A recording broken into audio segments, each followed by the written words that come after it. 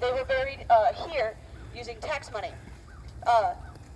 So I'd known about Pottersville before. One thing I found out while doing this research, in 1906, according to the Floyd Cemetery records, so according to the books that we have, the Sioux City School of Medicine buried body parts here, somewhere in Pottersfield. So they were doing dissections and whatever, and somewhere in Pottersfield is the results of those. So somewhere out there, there's the Sioux City School of Medicine body parts. As we, what? I'm not exactly sure. I'm assuming they have some kind of basic, some kind of basic covering, just so the ground doesn't cave in underneath them. But I'm not exactly sure how they're buried here. Yeah. Why was that? What body parts selected they buried? I don't know what kind of body parts. I just know that there were body parts buried here. Are there any records left to show?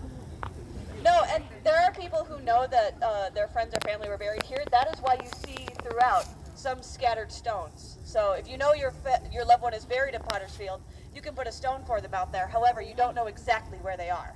Okay. So, as we walk along the road, we're going to start going up that hill. You'll notice there's a white cross. If you look off to your right, there's a white cross. That cross is made out of cast iron, and Floyd is really unique in that it has these really, really cool cast iron markers. You're going to see one close up later, but as we walk by, you can just